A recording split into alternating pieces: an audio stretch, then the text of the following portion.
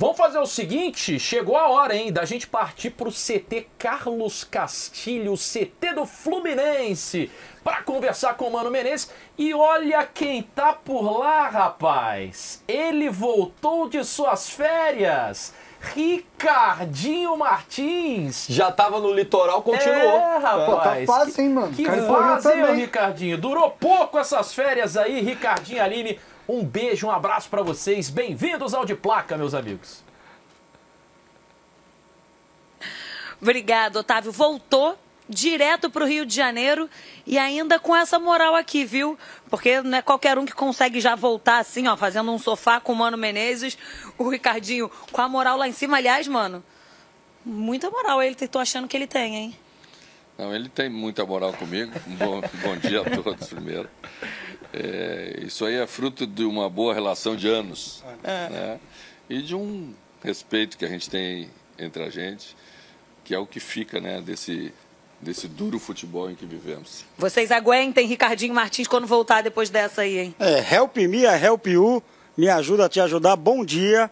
Essa relação com o Mano, ela tem alguns bons anos. O Renato, que está aí no estúdio, também trabalhou com o Mano lá no Corinthians, bons anos. Quem conhece o Mano, quem tem a oportunidade de ter o contato com o Mano é um cara muito inteligente, bacana, legal e não foge de pergunta, o que é o mais importante. Porque hoje aqui, o que não vai faltar são boas perguntas.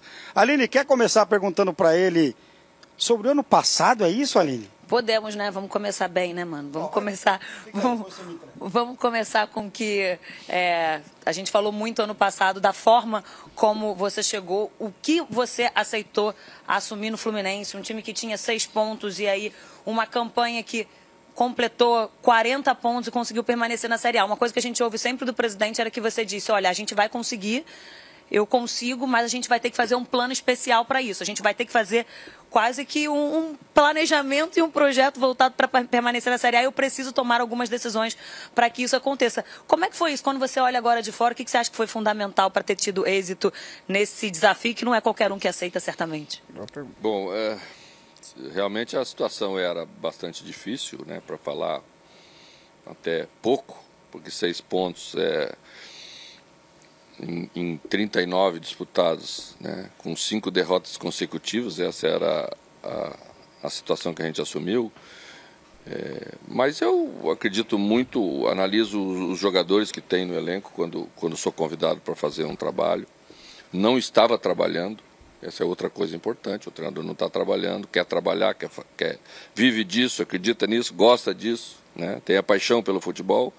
Então eu aceitei o convite do presidente e do Fred na época, né, que foi quem fez o primeiro contato com a gente. Paulo Angione também já tinha uma relação muito boa aí, mas mais de longe, passei a conhecer mais de perto. E acreditamos que podíamos fazer. Então fizemos uma verdadeira imersão, né, de jogar pelo resultado, de trabalhar de forma bem organizada, disciplinada, com posicionamentos que acho que são fundamentais, principalmente nessa hora, mas acredito neles o tempo inteiro. E a equipe reagiu rápido, isso foi fundamental para a gente sair da situação. Nós fizemos 5 vitórias consecutivas a partir de um determinado momento. Era a hora da gente conseguir fazer, porque senão depois não daria para conseguir. E mesmo assim foi uma reta final ainda bastante tensa, né? Mas os jogadores acreditaram naquilo que a gente propôs.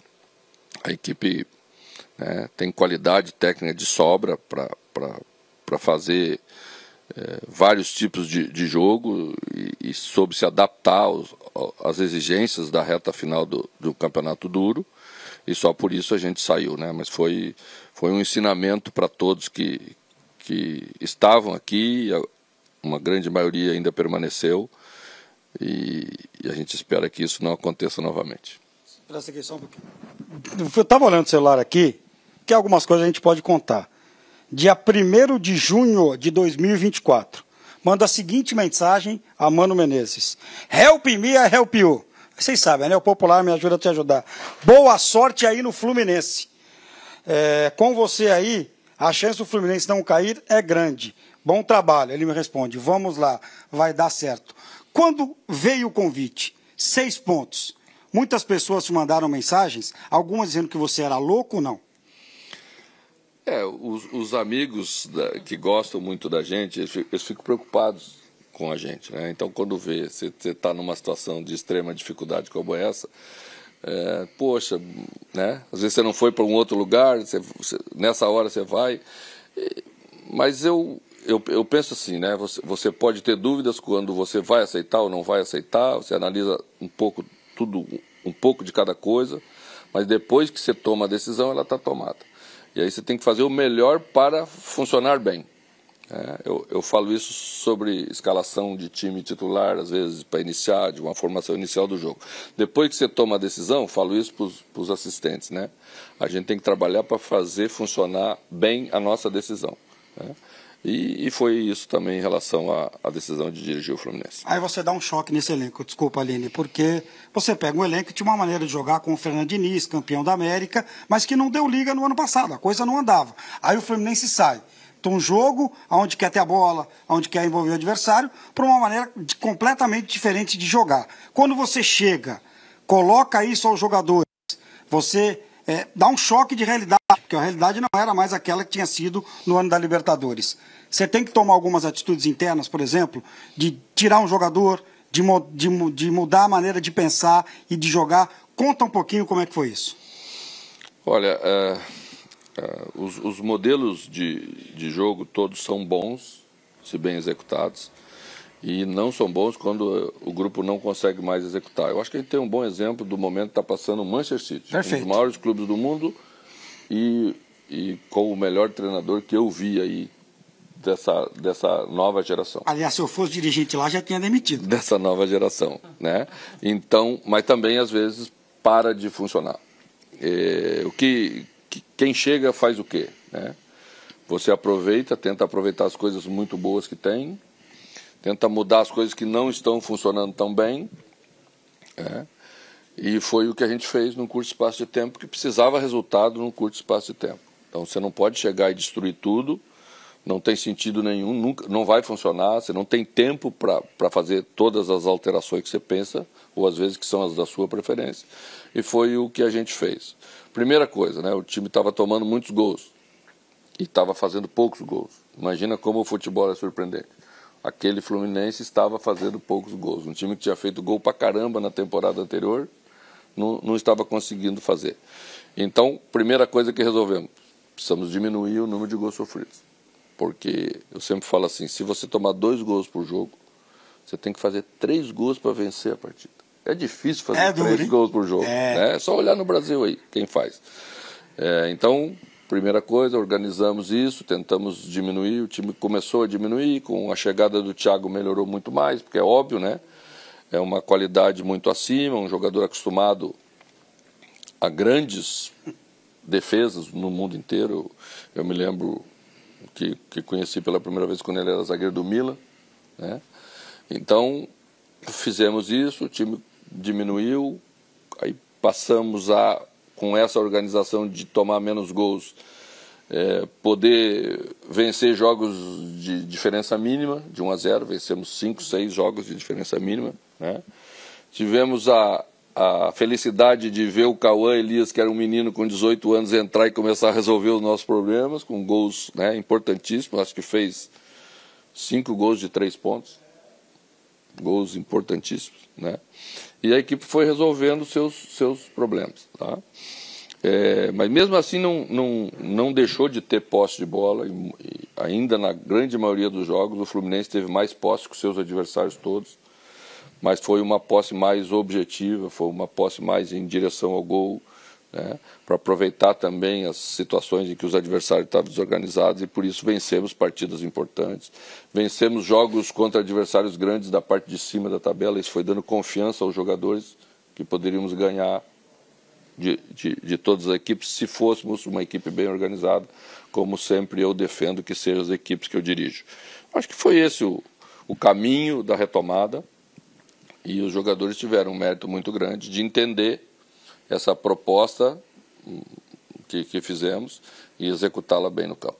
Ricardinho, a gente vai jogar lá para o estúdio, mas só para completar essa pergunta, e diante do que o Mano falou, a gente via muito esse Fluminense jogar ainda com umas características de de troca, né, de passe, a gente falava como você soube aproveitar isso para os seus objetivos, mas o mais impactante talvez tenha sido o quanto que também a torcida entendeu essa coisa e teve a brincadeira do 1-0 tá bom, isso aqui não é basquete, né? A torcida entendeu um pouco a essência. Eu acho que quando o Ricardinho fala um pouco de decisões, um assunto que ficou muito em voga é como você acabou lidando com um elenco que tinham tantos medalhões e que muitos deles foram para o banco. E aí teve o Cano no banco, que tinha problema físico, é verdade, mas um Felipe Melo do tamanho dele, o próprio Marcelo, enfim, muitos jogadores assim. Essa foi a carta branca que você falou, olha, eu preciso disso para conseguir fazer com que esse grupo saia da situação que ele está.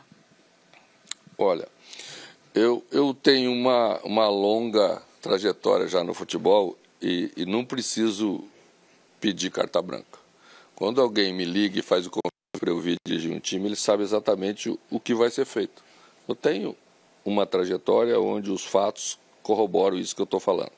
Então, nunca cheguei e disse, olha, eu vou, mas eu só vou se puder fazer isso. Não, se estão me contratando, eu tenho certeza que eles sabem que é isso que precisa ser feito. E até vou contar uma história curiosa do Fred, né? O Fred estava ainda diretor do Fluminense. E quando fomos ter a primeira conversa já aqui no CT, ele me fez um pedido. Eu, quando dirigi o Cruzeiro no último ano, 2019, chegou no momento, tive que colocar o Fred no banco. Ele contou pra gente essa história, tá? E aí, nenhum jogador gosta de ir pro banco, é óbvio que não gosta de ir pro banco, né? E meio que falou umas coisas lá, nós fomos eliminados pelo River Plate, o Fred disse, mas o treinador está jogando só por uma bola, e ficou assim meio aquele clima. Depois eu achei que era hora de sair, fui embora, e o Cruzeiro teve o desfecho que teve, até infelizmente, para aquele grupo tão bom que era. Quando eu cheguei aqui, ele foi e disse assim, olha, mas uma das coisas que eu acho que o Fluminense precisa é que tu faça aqui aquilo que tu fez comigo. E eu fico muito orgulhoso disso, né? Porque não são decisões fáceis. Não é qualquer treinador que pode tomar esse tipo de decisão. Que mexe com o ambiente também. E que mexe com muita coisa, né? E também não saio da minha casa predisposto a fazer isso. Também acho que a gente não deve pensar assim. Mas você explica para o medalhão que você vai tirar ele? Ou você não dá explicação num momento como esse? Às vezes sim, às vezes não, né? Mas nunca me omiti também de sentar com o jogador e explicar por quê. Porque acho que essa é uma relação de alto grau de profissionalismo, né? Às vezes é um pouquinho mais traumático, às vezes menos, né? Mas eu acho que o mais importante sempre o treinador pensar no melhor da equipe. Se aquilo que ele entende que deva ser feito é melhor para a equipe, independentemente de quem seja, é o que a gente tem que fazer. E essas decisões, elas mexem com o ambiente. E, às vezes, mexer com esse ambiente é parte da resolução daquele problema. E treinadores grandes têm que fazer. O Fred não só contou essa história pra gente, como ele disse, eu fui a favor, porque as pessoas começaram a dizer, o Fred teve desentendimento com o Mano, não foi opção do Fred. Fred falou, eu aprendi isso e fui a favor da vinda do Mano Menezes. A gente vai passar pra vocês aí no estúdio, que se deixar eu e Ricardinho, a gente fica. Até umas 3 da tarde aqui, porque o papo é bom, né? Bora aí, ô Tatá! Bora, Ricardinho. Deixa eu passar pros meus companheiros, então, aqui, que eu tô com o Renato, com o Piero e com o Jorge. Renato, pergunta pro Mano? Vamos lá. Professor, prazer falar contigo. Como já fiz em outro lugar, faço aqui. Sou muito grato igualmente ao período que estivemos juntos. Aprendi muito. Nunca vou esquecer do quanto eu adquiria de conhecimento. Do pouquinho que eu tenho, o senhor tem bastante parte. Queria perguntar para ti... Muito obrigado. Sobre muito essa questão do modelo, né? Você aceita uma proposta de um clube e aí a gente sempre fala muito sobre isso. Não tem certo ou errado. Tem maneiras de se ver e de se praticar futebol diferentes. Mas você vem para um clube que foi muito vitorioso com o Fernando, que é um cara que tem uma identificação muito grande, com uma maneira de jogar que é diferente do que você pensa e imagina como futebol. Como foi essa escolha? Você imaginou uma resistência maior? E a segunda parte, dentro de tudo que você falou, ir para o mercado também foi algo que ficou muito claro, que a característica dos atletas que vocês foram buscar, não só na temporada passada, mas agora, de jogadores com outras características para mudar um pouco também a questão da percepção do modelo. Como foi tudo isso? Chegar num lugar onde o modelo foi muito vitorioso, é diferente do que você faz, E agora essa movimentação no mercado que eu entendo que tem muito a ver com o diagnóstico que o senhor fez. Bom, primeiro, a questão do modelo, acredito que todos sejam bons, se bem executados. E o mesmo Fluminense que foi vitorioso com o Diniz, com um modelo muito específico, foi vitorioso com Muricy Ramalho, foi vitorioso com Abel, foi vitorioso com Joel Santana, um pouco mais lá atrás, e com Parreira, com outros treinadores que tinham maneiras muito diferentes também de enxergar futebol. E o jogador de futebol, ele quer vencer, porque é importante para ele vencer, porque ele sai ganhando com as vitórias, ele constrói a sua carreira com conquistas, que é o que marca a trajetória de todo mundo. E para vencer, você tem que superar os teus adversários e uma equipe tem que ser completa nas várias fases de um jogo de futebol, é isso que eu acredito, né? O que estamos fazendo agora, que começamos a fazer na janela da metade do ano, na minha opinião, não é só buscar jogadores por serem características diferentes. É para complementar os jogadores que temos que tenham características diferentes, né? Por exemplo, eu tenho um Paulo Henrique Ganso, que é um jogador magistral na visão de jogadas para enfiar uma bola para alguém. Mas eu preciso ter os jogadores com característica para receber essa bola no espaço. Porque ele é um jogador que enxerga espaços muito acima da média. E eu não tenho que ter jogadores que só aproximam do Ganso para receber a bola curta, porque senão não vou infiltrar na defesa do adversário, não vou ser incisivo na defesa do adversário. Preciso ter jogadores que atacam espaço.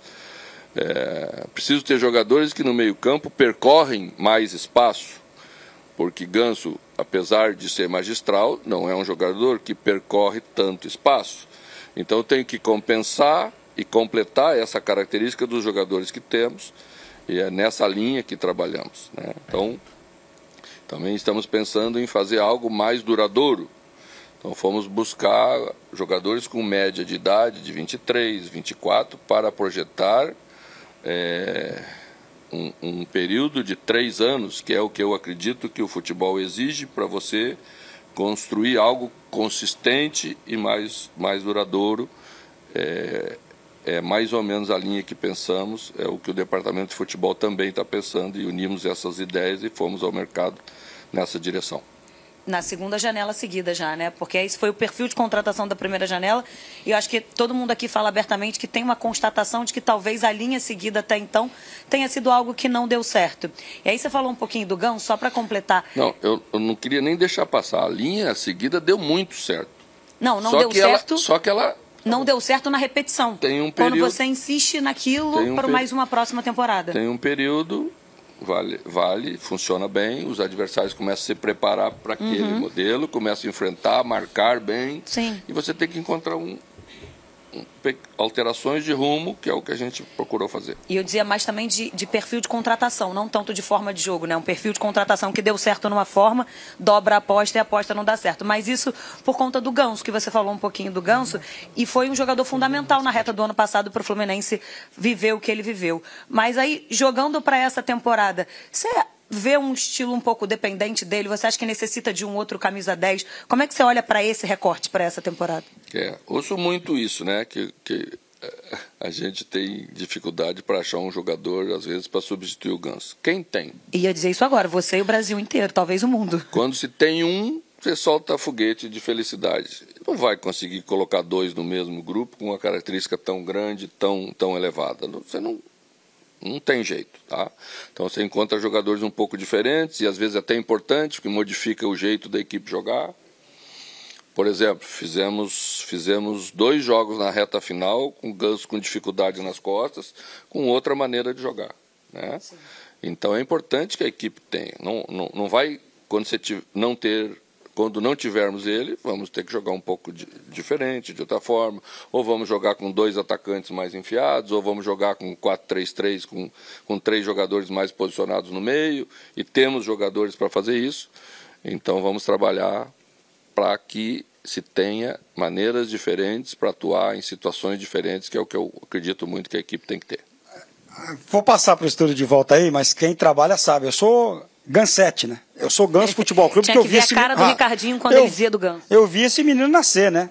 Se não quiser, é Princesa Isabel 77, não tem problema nenhum. Hã? Precisamos conversar sobre isso, mano. Não. Ele tá doido pra fazer isso. Posso levar? Vai ter que esperar.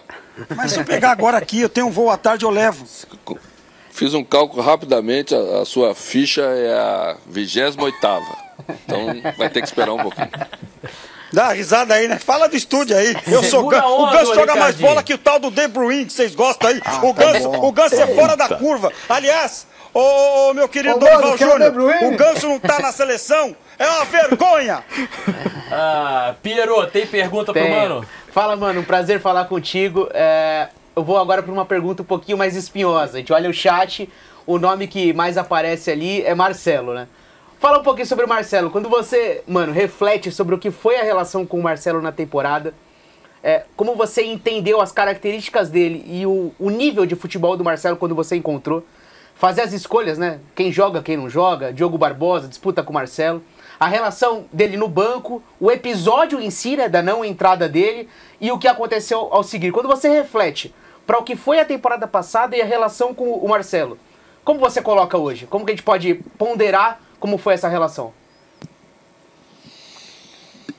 Olha, eu não gosto muito de individualizar porque não acredito nisso, né? Uhum. Se você vai pegar e comparar Marcelo com Diogo Barbosa, e quando se compara individualmente esse com aquele, né?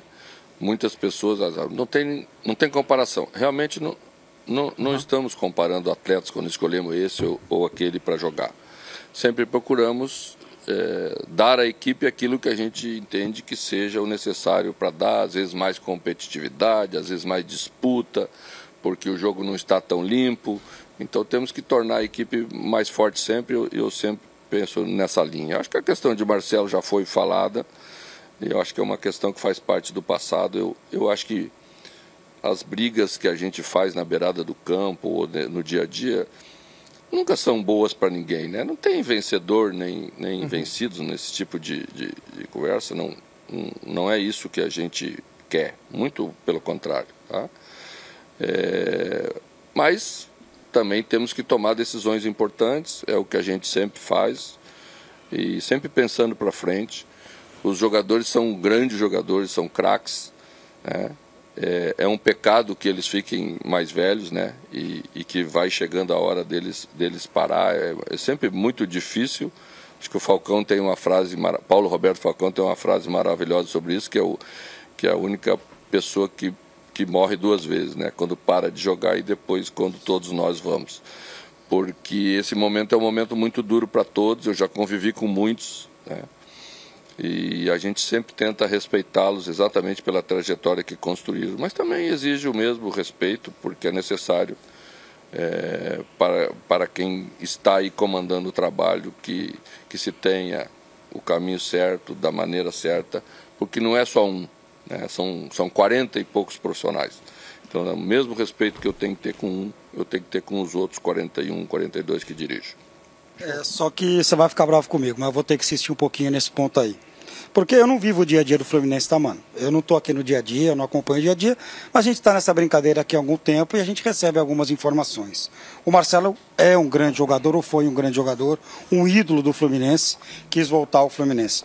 Só que quando você comandava a seleção lá atrás, você já teve um primeiro problema com ele, que ele não quis ir para a seleção brasileira, mandou até o e-mail errado, né, que era para mandar para o Real Madrid, acabou chegando na seleção brasileira, que ele estava livre da seleção brasileira, depois você chega até voltar a convocar o Marcelo.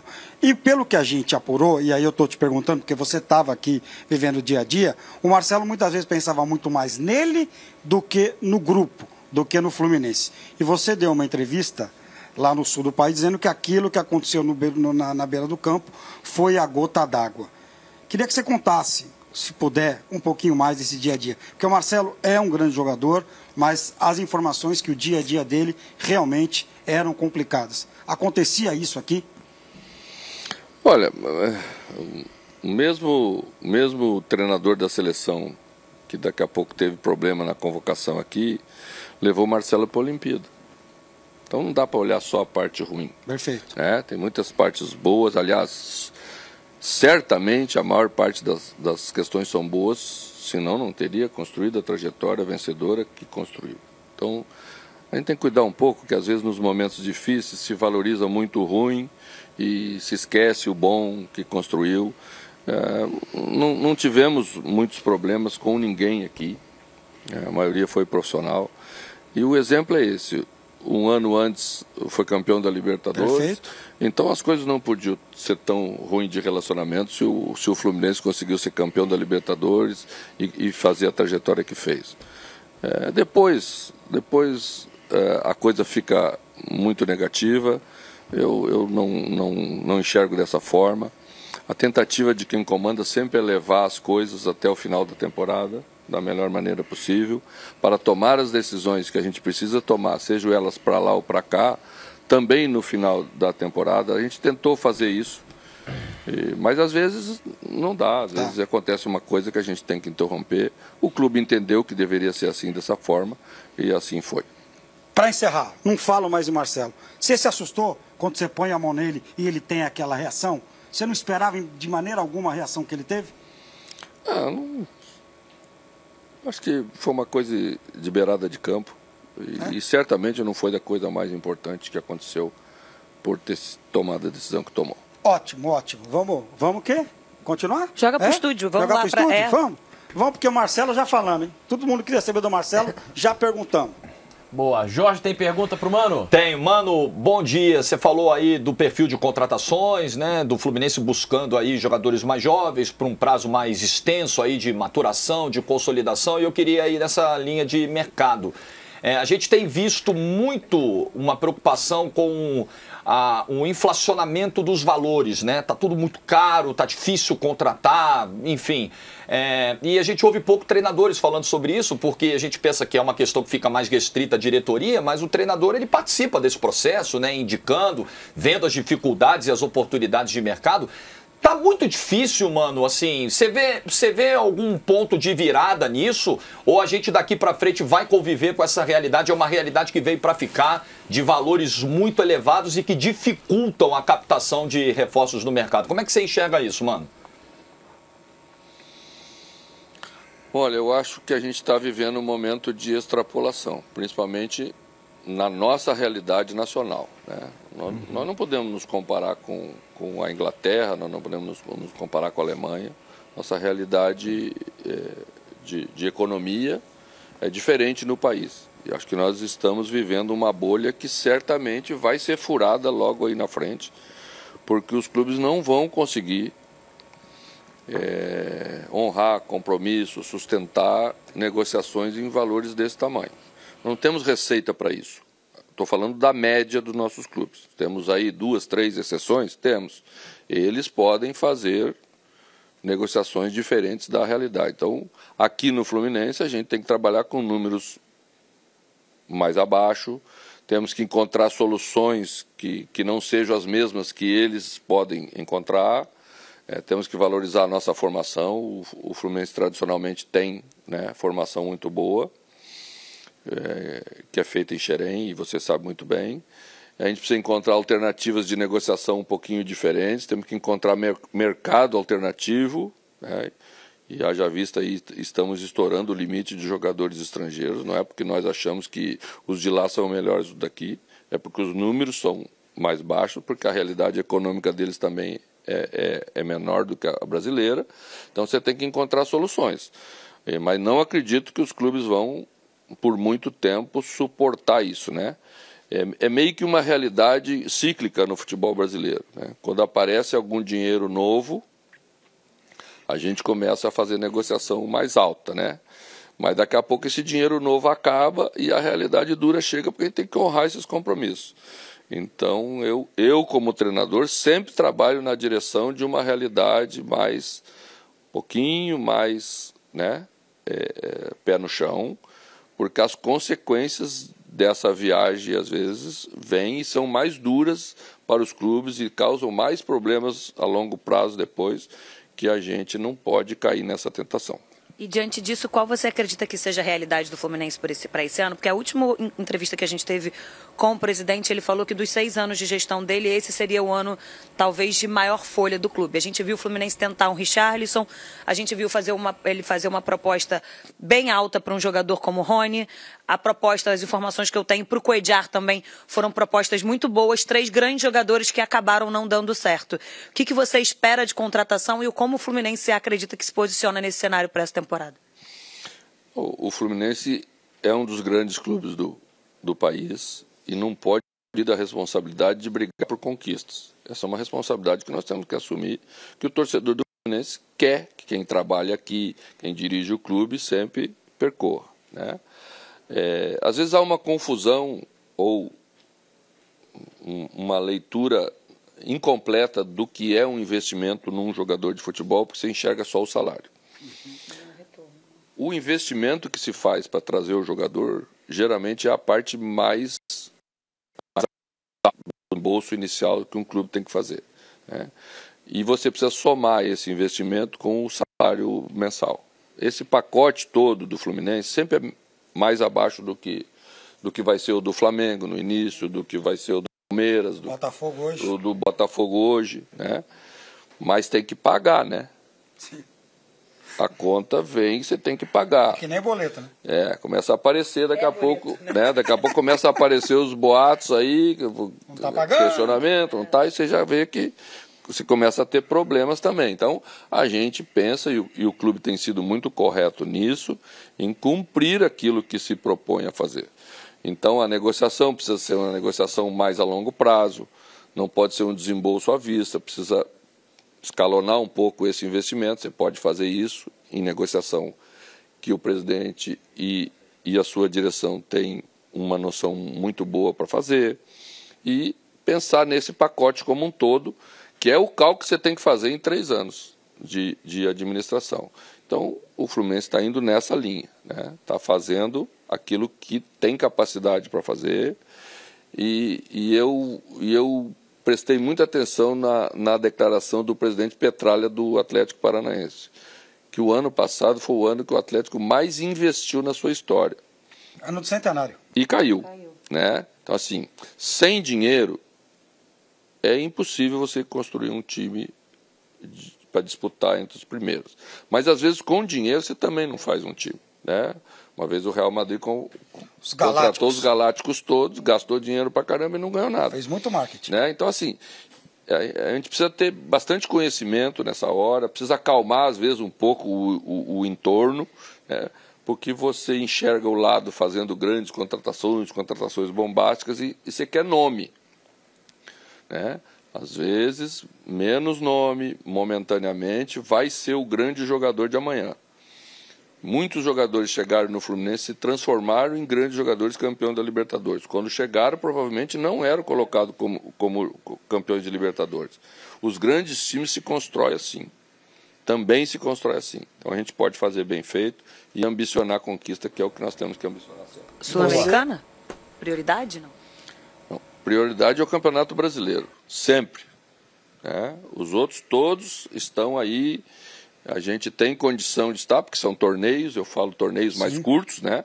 Mas a prioridade tem que ser o Campeonato Brasileiro, porque é o que comanda tudo dentro de um clube dentro do Brasil. Perfeito você ouvir isso, né? Porque muita gente fala, vamos priorizar aqui a Sul-Americana. Não, o brasileiro é o campeonato difícil e mais importante que você disputa. Dali que você vai para outras conquistas. Super Mundial de Clubes. Você é um cara que conhece muito, sabe muito. Qual é a realidade do Fluminense e dos brasileiros no Super Mundial de Clube? Com essa forma de disputa, tendo 9 europeus, há alguma possibilidade? Não há possibilidade? Vai para participar? Vai ser franco atirador? Como é que você enxerga primeiro o Fluminense e na sequência os brasileiros? Acho que todo grande clube, quando vai para um torneio grande, o primeiro objetivo é classificar entre os dois e passar da primeira fase. Depois que você passa da primeira fase, a competição muda de sistema de disputa. E lá é um jogo só, né? Depois do mata-mata. Só mata. Num jogo só, muita coisa pode acontecer. Então depende, às vezes, de um cartão vermelho, depende de uma lesão de um jogador importante, depende de um início de jogo bem feito. Depende de um cruzamento, do momento que você pega o adversário, do momento que você está. Então o Fluminense vai estar lá no Mundial, que é a cereja do bolo do ano. Eu quero, né? Mas primeiro vamos fazer o bolo para chegar lá em junho, com uma equipe bem trabalhada, com uma equipe já bem entrosada, né, com uma equipe bem preparada para tudo, para depois buscar. Penso que caímos numa chave que podemos ambicionar a classificação, né? Mesmo tendo o Borussia como estreia, que sempre é difícil você estrear contra o melhor. Atual vice-campeão, né, da Europa, né? Exatamente. Então, mesmo assim, acho que podemos ambicionar a classificação. Depois de classificar, aí fica tudo meio parecido. E um pouquinho de estratégia a gente entende. É bom, né? Entende. Se um brasileiro, ou se, vamos reformular a pergunta, se o não europeu não ganhar o Mundial de Clubes, vai ser uma zebra? Acho que vai ser uma surpresa, né? Mas fora da Europa, a competição sendo nos Estados Unidos, sendo mais próximo da gente, mais próximo de uma realidade de clima, porque lá na metade do ano vai também estar fazendo calor, né? Com campos diferentes, porque os campos nos Estados Unidos, todos eles têm uma preparação um pouco diferente dos tapetes que eles jogam lá na Europa, né? A gente já está mais acostumado um pouquinho a uma coisinha ruim, então a gente se adapta melhor, o sul-americano sempre se adapta melhor. Pode haver essa surpresa, eu acredito que sim. Mano tá falando isso, né? A Aline tá indo para os Estados Unidos para fazer FC Series. E lá, o Mano sabe disso. Geralmente é o campo sintético e por cima eles colocam a grama artificial. Eles têm que regar na mangueira porque não tem jeito, não. Eu tive a oportunidade de jogar lá com a seleção brasileira. Sim. E jogar no estádio que vamos jogar 2 jogos. Que inclusive vai ser a final, se eu não estiver equivocado. Ou é em Miami? Não, vai ser em Nova York. Nova York. É. E o campeão New Jersey é o MetLife, né? Acho que é, se não estiver enganado. E o jogo, não se consegue jogar o jogo na mesma velocidade que se joga na Europa. Porque em cima daquela grama sintética é colocado aqueles rolos de grama natural. Sim, perfeito. E o jogo fica mais xoxo. Você não consegue jogar com tanta velocidade. Eles molham bastante. Xoxo, né? não sei se vocês Entendi, entendem. claro. Gaúchos fala xoxo. meio, né? Mais devagarzinho. A bola quica, já sai o kick menor, o jogo fica mais lento, fica um jogo de força. Tá. Não é um jogo tanto de velocidade e habilidade, não consegue tocar a bola. E foi possível isso na Copa América, né? As seleções sofreram bastante. Então já é uma outra situação, você tem que estar preparado para isso. E o conhecimento que você vai tendo das situações ajuda muito para passar para os jogadores numa hora como essa. Olha a estratégia aí, ó. Só deixando no ar. Deixa eu jogar pro estúdio aqui que já me pediram algumas vezes. Vai. Fala aí, Otávio. Não, Murique, beleza. Murique, Aline, agradecer aí a participação de vocês e o Mano também presente com a gente aqui ao vivo. A gente vai dar sequência no programa. A entrevista com o Mano vai na íntegra pro nosso canal do YouTube da TNT Esportes. Mandar um abraço pra você, pro Mano e pro Ricardinho que tá de volta das férias e voltou com tudo, né? Sempre um prazer conversar com o Mano. Um abraço pra vocês. Pra quem não estava no De Placa, todo o nosso papo ao vivo aí, mas agora também uma partezinha exclusiva para vocês que vão entrar aqui na parte. Antes de qualquer coisa. Por que você veio com a camisa roxa? Ah, eu venho combinando, né? Eu faço isso normalmente com os clubes que eu tô. Eu só não entendi você com esse tênis aí. Quase não deixaram entrar aqui. Eu só não entendi você com esse tênis aí. Quer entrar nessa resenha, a gente vai jogar no ventilador. Quase não entrei aqui, não percebi. Aliás, contando rapidamente. Desatento pra caramba. Em 2002, o Santos faz a semifinal contra o Grêmio no sul do país. Primeiro jogo da semifinal é na Vila, 3-1. Segundo jogo é lá, 1-0, gol do Rodrigo Fabre. Esse imbecil aqui desceu do hotel. Aquele tempo não era que nem hoje, tinha internet, outra coisa. Com uma camisa vermelha. Taxista falou assim pra mim: bah, com esta camisa eu não te levo. Tava um pouco desatento o menino, né? Tava bem desatento. Lá isso é inadmissível. Aqui o pessoal do Fluminense ficou bravo, mas tudo bem, que a gente tá vindo a primeira vez eu aí já passa. tomo esse cuidado normalmente no dia a dia. Tem um amarelinho, vai, vamos. Mas enfim, agora pra quem, né, o Ricardinho não tava acompanhando. Perdeu, né? Não, e vai ter um gostinho especial só pra a galera que entrar aqui no YouTube, enfim, e acompanhar essa reta final da entrevista com o Mano. O Mano tava falando que a gente falou muito de passado, né, e pouco de futuro. Nas suas últimas entrevistas a gente ouviu muito você falar sobre as finalizações do Fluminense, que finalizava, a bola não entrava tanto, enfim. A gente tem visto algumas tentativas de contratação do Fluminense em finalização. Ontem teve o Paulo Baia, que foi apresentado. A gente vê que o Canóbio pode chegar nos próximos dias. É, de fato, o seu foco assim para esse início de ano, nessa reformulação um pouco para o que você pensa em colocar em campo esse ano, é dar uma atenção especial para jogadores que finalizem mais no gol, efetivamente, diríamos assim? Não, eu não tenho preocupação da qualidade de finalização em relação à qualidade dos jogadores. A gente estava com uma certa dificuldade, porque o momento de pressão extrema que a gente estava vivendo, ela tira a naturalidade de qualquer um. Né? A bola fica mais pesada, o passe fica mais difícil, a confiança baixa. Isso acontece com os maiores jogadores do mundo. Né? Acontece com os nossos também. A gente estava vivendo um momento difícil, então as coisas também estavam um pouco mais pesadas. Né? Em relação a trazer jogadores com características de gols, ou marcadores de gols, eu tenho uma linha que eu acredito que a gente precisa fazer mais de 100 gols por temporada, quando você quer estar entre as primeiras equipes de qualquer competição. 100 gols? 100, mais de 100. É bastante. Você tem que fazer o exercício, quem vai fazer os 100 gols? E o que a gente obedece mais ou menos quando a gente vai buscar jogadores para compartilhar a responsabilidade de fazer gol, que é o momento mais difícil do jogo? É buscar a média dos jogadores dos últimos anos. O futebol mais ou menos obedece essa média. Bom, se o jogador vem fazendo 20 gols há 3 anos consecutivos, é bem provável que ele vai te entregar muito próximo dos 20 gols. Então você fica fazendo essa conta para compartilhar esse somatório, para ficar mais leve para alguns. É muito difícil, por exemplo, que um jogador faça 40 gols na temporada, é uma exceção.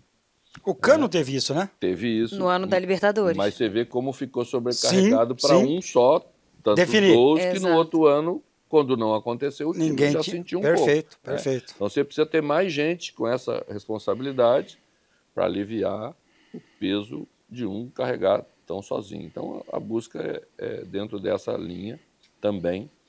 E a outra é buscar jogadores com características que, somadas às características dos jogadores que temos, torne o grupo mais forte em alternativas e o time também. Ô, mano, falando nesse Fluminense de 2025, a gente vê que você tem ido no mercado, o Fluminense tem ido no mercado, trazido jogadores, trouxe o Hércules do Fortaleza, que para mim é uma contratação simplesmente espetacular. O Hércules formado lá é um jogador que, quando teve espaço, quando jogou, mostrou-se um jogador de muita qualidade. No futebol brasileiro, a gente tem hoje vários jogadores acima de 33, 34, 35 anos. O Cruzeiro tem montado um time mais experiente. O Santos, campeão da Série B, tinha um time bastante experiente. Esse Fluminense, quando você chegou, tinha uma idade mais avançada. Como é que faz para mesclar isso? Como é que você enxerga o Fluminense em 2025? Tendo jogadores experientes, com a chegada dos meninos e os de fora e os que vêm de Xerém. Como é que você vai administrar isso? Como é que você pensa o futebol? Bom, eu acho que a mescla é o caminho que quase sempre dá uma possibilidade de sucesso maior. Eu acho a experiência fundamental para uma equipe. Não adianta nada você jogar, ser impetuoso e tal, se os momentos mais importantes do jogo, tu não souber jogar o jogo. E saber jogar o jogo necessita ter jogadores que tenham trajetória, que tenham passado por esses momentos e isso a experiência traz. Mas também é necessária a juventude. Às vezes até um pouquinho da irresponsabilidade da juventude, de não ter medo de nada, de arriscar mais, de botar o peito e botar a cara em situações que às vezes quem já tem uma trajetória maior já pensa um pouquinho mais. Dá uma segurada, né? Dá uma segurada um pouquinho mais. Então a mistura disso vai dando o que eu acredito que seja uma equipe mais madura para saber entender os momentos do jogo, experiente no sentido de jogo, não, né? E eu acredito muito nisso. E sempre procurei montar as equipes mais ou menos dentro dessa linha. Você falando de experiência, eu até estava conversando isso com o Ricardinho quando a gente estava chegando aqui. Você comentou brevemente sobre o Thiago, né? Que, enfim, pelo que já conhecia e tal. Mas o que a gente ouve aqui no clube, assim, é muito bacana. Desde o dia 1 que o Thiago chegou, chegou, a primeira coisa que a gente ouvia primeiro era como é um jogador profissional, o tempo que ele alonga, o tempo que ele aquece. Depois, com um período pior do Fluminense, a gente ouviu muito de liderança. E quando a gente vai apurar, a gente sempre ouve, né, falar de jogadores maiores, de terem algum estrelismo. E do Thiago era, podem pensar isso de qualquer um, do Thiago não. E a gente viu como foi a entrega dele no final do ano, que impressiona um jogador do tamanho dele fazer promessa e atravessar o campo de joelhos, assim, né? O quanto que trabalhar com o Thiago assim diretamente te surpreendeu? Qual o tamanho realmente desse jogador para quem convive com ele no dia a dia? Bom, a mim não surpreendeu porque eu já havia trabalhado com ele na seleção. E fomos à Olimpíada, ele era o capitão do time olímpico, né? E o que me surpreendeu, na verdade, foi ele estar mantendo exatamente isso já numa reta final de carreira. Como que explica isso? Isso é bonito de ver de um jogador de futebol. Mas como que explica? Porque isso é da pessoa, né? Isso é impressionante. Isso é do profissional. Então, assim, não precisa falar nada quando os outros jogadores enxergam um jogador assim, com a trajetória que tem, dando exemplo todo dia de comportamento, de postura, de entrega no treinamento, você não precisa falar muita coisa, o exemplo está ali, é só seguir, né? E é isso que a gente sempre defende para os mais jovens, né? Que mostra para os mais jovens, gente, os caminhos são os mais diversos. Escolham aqueles que servem de exemplo como trajetória vencedora, como postura, como coisas positivas, porque é isso que vai fazer a diferença depois em muitas situações. E como a gente tem bastante jogadores jovens, acho que é importante ter jogadores, é fundamental ter jogadores como o Thiago. Mas o Thiago é único, né? Não, eu já dirigi jogadores nessa vibe. Nessa vibe, e a gente tem jogadores que hoje, que até são um pouco criticados e coisa tal, como o Renato Augusto, que tem a mesma postura de Thiago. Desculpa, tem o Gil lá no Santos, que é a mesma postura. Tinha o Gil, no Cruzeiro tinha Henrique, temos Fábio. Sim. Que com 44 aninhos está aí todo dia como um menino treinando exatamente. Quantos anos? 44. Não pode ser. Né? E são uns caras assim que é realmente a amostragem para os mais jovens que vale a pena ser correto, vale a pena ter postura, vale a pena ser profissional, e o caminho sempre é mais provável que seja de vitória. O que nós temos mais? Mais alguma coisa? Eu acho que seria bacana. Você não vai falar daqueles negocinhos que você falou? Vou falar. Deixa eu fazer Quero te mostrar depois 3 memezinhos para você reagir e falar um pouco sobre o que você acha sobre a torcida do Fluminense num período que foi muito bacana. E eu queria falar justamente disso, da torcida. Que a sua relação com a torcida é uma relação muito singular, assim, né? E aí vira e mexe a gente ouve falar alguma coisa, porque o Mano respondeu o torcedor na beira do campo. Aí no dia seguinte, mas o Mano brincou com o torcedor na beira do campo. Tem um foco muito assim em cima da sua personalidade, mas para um time que, como a gente falou, estava acostumado a ver uma torcida, né? Ver um time como vinha o time do Diniz, parece que de alguma forma eles rapidamente entenderam o que era a necessidade e te receberam de uma forma. Então eu queria que você falasse um pouco dessa relação com a torcida, mas do seu perfil também, que você não deixa ele assim, que é você no fim. E você, eu acho bacana que você chega na entrevista coletiva e fala, gente, a gente é a gente ali, né? É quem sou eu, assim, eles estão ali conversando, falando um monte de coisa toda hora que vocês não estão ouvindo. Às vezes a gente responde na brincadeira, às vezes a gente dá uma resposta que a gente não está aguentando mais ouvir. Os estádios brasileiros ficaram diferentes, né? Antes nós tínhamos uma distância maior, como existe no Morumbi ainda, do banco para a galera, né? Entre o torcedor e o banco de reservas, né? Então, você não tinha comunicação nenhuma. Hoje o sujeito está a 2 metros da gente. E você ouve o que ele fala. Está no teu cangote. A gente ouve o que ele fala. E ele também participa mais. Ele quer participar mais. Às vezes você brinca. Às vezes você leva na gozação. Às vezes fora de casa, para poder conduzir o trabalho, você faz amizade com o torcedor do adversário, né? Que nem lá em Bragança. Você sabe que não é fácil. Lá não é fácil, não. Né? Senão você nem consegue trabalhar. Então, né? E de vez em quando você faz uma bobagem, que todo mundo faz, né? Mas você não faz para a torcida. Às vezes você faz para uma pessoa, não é para o torcedor. E a gente foi muito bem recebido mesmo. O momento era muito difícil, o torcedor ajudou, foi ao estádio, encheu o Maracanã muitas vezes, e com ele, pode ter certeza, a gente se sentiu mais protegido, se sentiu mais forte para fazer essa recuperação, né, que foi uma grande recuperação em termos de pontuação, em termos de vitória na segunda parte do campeonato. Sem ele, certamente nós não teríamos conseguido. E ele é a razão de existirmos nós lá. A gente tem que respeitar o torcedor é o cara que vai lá no estádio, o torcedor é a alma do clube, né? E a gente procura fazer as coisas para que ele esteja cada vez mais feliz. Às vezes não conseguimos fazer tão bem, às vezes não dá para fazer como ele quer, né? Mas o objetivo final é trabalhar para ele. Nós vivemos por causa disso. E o futebol hoje potencializa muita coisa, né? Eu lembro que quando a gente fez o Paulistão, se eu não me engano, de 2 anos atrás, eu cobria Corinthians e eu até fiz uma pergunta para você na entrevista coletiva, porque, e agora falando sobre esse assunto aqui, que eu nem ainda acho que tinha falado tanto, eu realmente fiquei chocada quando eu vi a repercussão do Yuri Alberto, porque fui eu que ouvi você falando na beira de campo. E eu lembro que eu ouvi, e juro que pra mim, eu até depois falei isso pra você na coletiva, que a minha sensação era, pô, tá ali no clima do jogo, é o jeito que dá pra... Eu não senti o mesmo peso que deram depois e tudo que foi falado. E a minha pergunta na entrevista coletiva foi justamente essa pra você, que é quase como se fosse um reality show, um Big Brother, digamos assim, nesse momento, o futebol, né? E isso com você, a gente vê se repetir várias vezes por você ser você mesmo.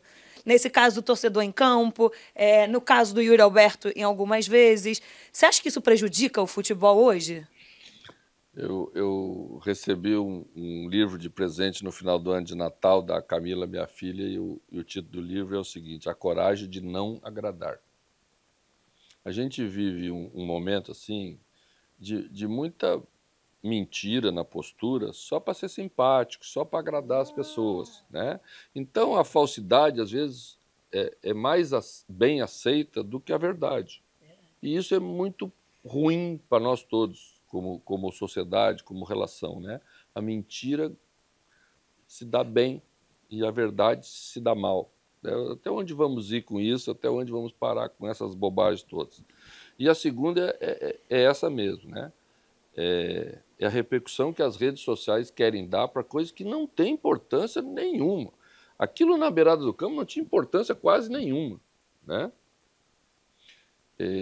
Mas aí depois ganha uma dimensão, porque aí lança isso, lança aquilo e vira um negócio que você tem que ficar dando explicação e às vezes cria um problema na relação com o treinador e jogador. Às vezes cria o jogador não tinha nem achado ruim quando ouve, né, e vê a repercussão. Aí já vê e se sente ofendido, porque fica um negócio, né? Eu acho que a gente não vai poder interferir nisso mais, porque é assim que é, né?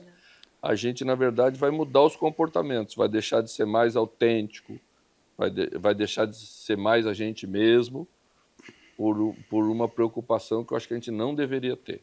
Eu acho isso muito prejudicial para o contexto do futebol, que é um jogo, que é uma coisa bonita, que é uma coisa forte, que é um entretenimento.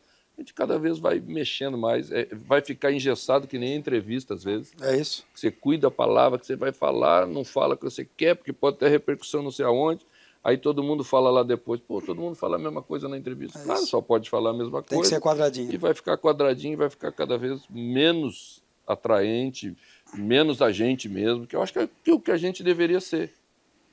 Porque o futebol, na verdade, é a expressão do que a gente é, talvez uma das maiores expressões do que a gente é. Seu Luiz Antônio, em algum momento, fala a verdade, não me vem com conversinha, porque você não é de conversinha.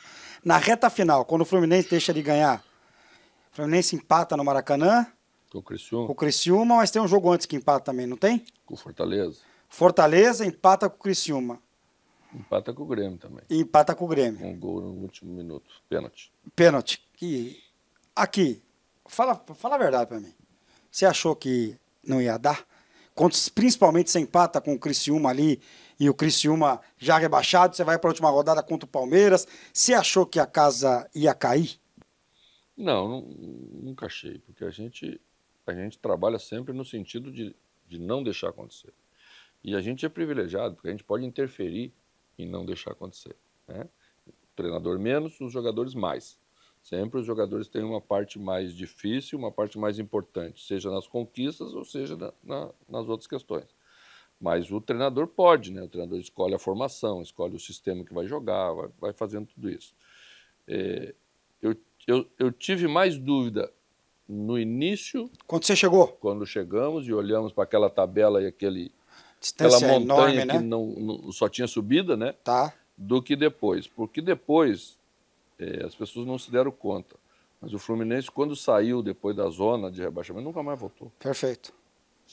Fica pertinho, esteve mas não mais voltou. longe, Próximo, esteve às mais vezes mesma perto, pontuação, mas não voltou. mas nunca mais voltou. Então, a nossa produção de equipe é o que eu sempre defendi, que é o que vale na reta final, é o que a equipe está produzindo. Né? E a gente não estava produzindo mal como equipe. A gente não fazia um jogo desastrado nunca no Campeonato Brasileiro. Aliás, o único jogo desastrado que a gente fez foi o da Libertadores contra o Atlético Mineiro lá em Minas Gerais, quando foi eliminado. Foi. O único jogo que a gente não entregou nada, né? Os outros, a equipe sempre competiu a partir de um determinado momento, esteve próximo e eu acho que é isso que foi fundamental para a gente. Quando chega numa reta final, como um jogo daquele contra o Criciúma... Você faz 1-0, né? Não, 0-0. Qual foi o jogo que vocês tomam o gol no finalzinho? Contra o Grêmio, nós tomamos o gol no finalzinho. Antes do Palmeiras, você faz 1-0, você toma o gol. Não, antes do Palmeiras nós ganhamos 1-0 do Cuiabá. Ah, é que sai o gol do Bragantino lá. Foi esse jogo que um jogador pergunta pro outro, o que aconteceu, o que aconteceu? Razão, você ganhou de 1-0, tem razão. Tem razão. É que se fica empatado lá, já salvava na penúltima. E você fazia todos os jogos ao mesmo tempo. Inclusive o Atlético que caiu. Perfeito. Né? Mas você vai vendo que na trajetória final do retorno, o Atlético fez uma das piores campanhas do retorno. Né? Então, assim, esse momento, o que as equipes estão rendendo é quase que fundamental para cair ou não cair. E a gente não estava rendendo para cair. Então, essa era sempre a expectativa que a gente tinha de sempre estar ao nosso alcance. Nas nossas mãos. Nas nossas mãos, diretamente com os nossos resultados. Faz os memes aí pra ele, depois eu vou fazer um pedido público pra ele ver se esse ano ele dá uma segurada numa coisa que ele tem feito, que é muito feio. Esses pedidos aí são complicados, hein, mano? São. Mano, é o seguinte, eu separei aqui 3 reações do torcedor em momentos que tava todo mundo... Aqueles 6 jogos seguidos do Fluminense sem perder, que eu acho que foram fundamentais para o Fluminense chegar a 4 pontos. Um deles a gente já falou aqui, que é o entendimento do torcedor. Essa figurinha eu recebi várias vezes, que é 1-0 tá bom, aqui não é basquete. Achei maravilhosa a sacada. E a gente sempre defende aquilo que a gente está fazendo bem, né? A gente estava ganhando de 1-0, estava conseguindo a pontuação, o torcedor estava feliz, 1-0 ficou bom. Né? Então eu achei muito... Você recebe as figurinhas? Recebo. A sacada foi muito inteligente. E essa aqui eu achei muito bacana porque você compartilhou. Foi um dos momentos mais legais, eu acho, ano passado, do nosso esporte, que foi a Rebeca ganhando a medalha de ouro. E aí depois a gente viu essa postagem aqui, que era você no lugar da Rebeca. Falou, ninguém deu um salto maior e melhor do que ele. É ser humano. O torcedor é imbatível, né? A criatividade do brasileiro, aliás, é imbatível, né? Quando a gente usa para o bem, é maravilhoso.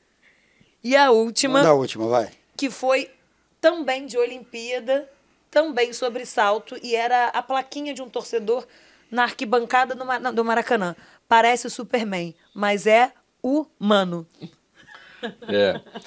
E tem um pagode, um samba, não sei, que fala é ser humano, é ser humano, é ser humano. É isso mesmo. Achei muito legal também. Foi um momento muito bom que a gente viveu mesmo no campeonato. E o torcedor via naquilo, né, a esperança de escapar de uma situação que estava muito difícil. E foi muito legal, a gente gostou muito, sim. Para te agradecer demais. Muito legal. De novo, acho que a entrevista com o Mano deve ser a 15ª, 40ª. É minha primeira, Gente, aí já fiz algumas, desde a época lá do Corinthians. Mas eu vou te fazer um pedido de amigo agora, posso? Pode. Você vai cumprir? Você vai pelo menos tentar cumprir o meu pedido? Ou acatar o meu pedido? Vou ouvir. Tá, primeiro. Então vamos lá. Gostaria muito que o senhor parasse de encher o saco do quarto árbitro e do apiteiro. Sabe por quê? Não só você. Vocês treineiros, que são bons, vocês... ficam ali o tempo todo. Eu sei que se você não fizer, do outro lado vai fazer. Talvez por isso que você faça. Mas não está na hora dos jogadores, dos treinadores, que a nossa arbitragem não é boa. Isso quem está falando sou eu. A nossa arbitragem não é boa. Tentar ajudar para que eles não se percam ainda mais no jogo com a reclamação que é feita durante os 100 minutos de bola rolando? Ricardinho, se tu fizesse esse pedido para mim há um ano atrás, eu ia dizer que tu estava certinho.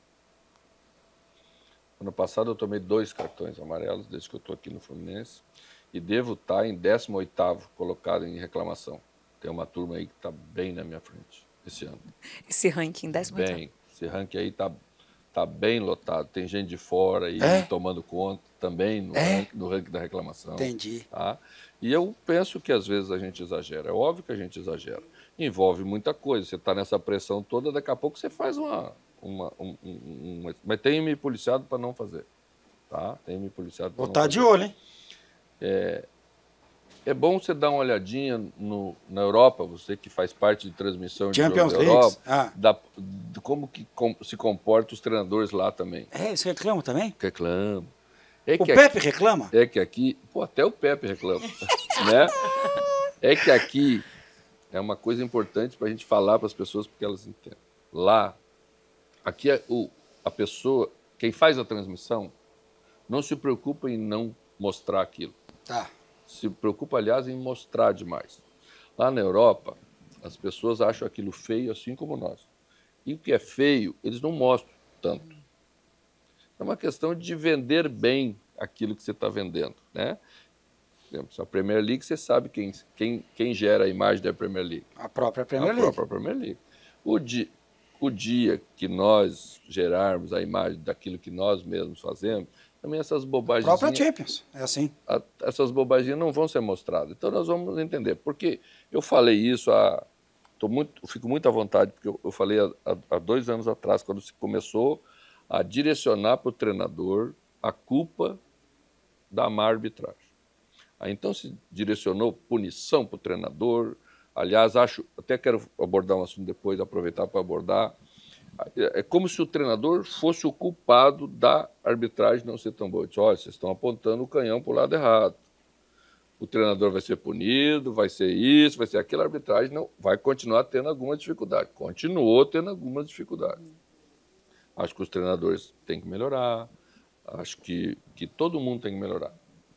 A crítica do jeito que é feita para destruir alguns jogadores tem que melhorar. Né? Um monte de coisa. O futebol é nosso. Claro, é um produto nosso. É o nosso produto, é a nossa vida. Então, cada um dá uma parcelinha para melhorar, vai melhorar. Tá? Então, acho que é assim. Por exemplo, por que o treinador é o único cara, quando é suspenso, que não pode ir no vestiário? Porque as pessoas não gostam do treinador? O jogador, quando é suspenso, pode ir no vestiário? Pode. Por que o treinador não pode? Pode, inclusive, entrar em campo. Por que o treinador não pode? É uma boa questão. Né? Tem que se esconder, tem que parecer um bandido que cometeu Fala pelo radinho. Tem que falar pro radinho, que todo mundo sabe claro que fala. Pelo radinho, É. fica fazendo de conta que não sabe. Vamos tratar a questão mais limpa, mais bonita. Olha, não pode ir na beirada do campo trabalhar porque está suspenso. Mas pode ir no vestiário. Porque o jogador pode ir no vestiário, porque o dirigente pode ir no vestiário, porque todo mundo pode ir no vestiário. Né? Evita um monte de faz de conta. Que eu engana acho que eu gosto, que né? fica feio. Né? Tá isso. todo mundo sabendo que está sendo feito, mas vamos fazer de conta que não estamos vendo. Vamos fazer direitinho, vamos fazer as coisas como tem que ser, que eu acho que é bom. Isso, inclusive, vai dar uma responsabilidade maior para os treinadores. Eles entenderem também que certas coisas que se faz não pode continuar, que vamos melhorar aqui. Acho que ouvir, discutir mais as coisas entre os treinadores, os árbitros. Né? Somos partes do mesmo futebol. Não dá para a gente ser inimigo. Porque quando o jogador reclama demais, a arbitragem vai ser ruim. Né? Uhum. Quando o treinador reclama demais, a arbitragem vai ser ruim. Tu imagina se a gente tem uma relação melhor, mais cordial, nós vamos nos respeitar mais e, consequentemente, com mais respeito, certamente vamos sair ganhando como um todo. É isso que tu queria falar? Era isso. Você acha que essa... Não, é só completando o que você está dizendo. Você acha que talvez essa mudança de foco, diríamos assim, contribui para a má qualidade da arbitragem, no sentido de que muita gente fala que a gente poderia fazer coisas melhores para vivermos momentos com árbitros melhores e, no fim, é um foco que é desviado? Não acho que é a intenção de desviar. É que, às vezes, no Brasil, a gente interpreta as coisas mal e aponta soluções erradas para uma coisa que deve ser vista de outra maneira. Eu acho que para melhorar a arbitragem brasileira, a gente tem que profissionalizar a arbitragem brasileira. O árbitro não pode ser um cara que trabalha na semana num outro trabalho e depois vai 2 vezes por semana, estar envolvido em algo que envolve a vida de milhões de milhões de pessoas. E que é profissional, né? E que é profissional, né? Então, acho que tem que profissionalizar, dar condições melhores para eles, que eles vão estar ao nível dos árbitros do mundo todo, e como é lá. Agora, vamos embora, né? Ah, tem que perguntar do Arias. Não perguntamos do Arias, que joga mais, joga demais. E aí? Fica, não fica? Vai assinar, não vai? Quanto que ele é importante para essa engrenagem do seu Fluminense? O Arias é um dos principais jogadores do Fluminense há 2 anos, 3 anos. Futebol brasileiro, eu acho, né? É isso mesmo, na proporção do futebol brasileiro. Ele tem contrato com o Fluminense e certamente vai cumprir o seu contrato. Tem uma situação que é de domínio público, que o presidente sempre deixou bem claro, que é mais ou menos a mesma situação do André, que saiu no ano passado. Um certo combinado de que se vier uma proposta de fora, nesse momento ele pode deixar o clube. Porque é o desejo do jogador. Claro. Quando o desejo é do jogador e você também teve ganho esportivo, como o Fluminense teve com o Arias, se estabelece uma relação boa entre as partes, né? E é isso que vai ser determinante para o futuro dele. Eu espero que ele continue o maior tempo possível aqui. A gente gosta dele, ele é muito profissional, ele é muito decisivo.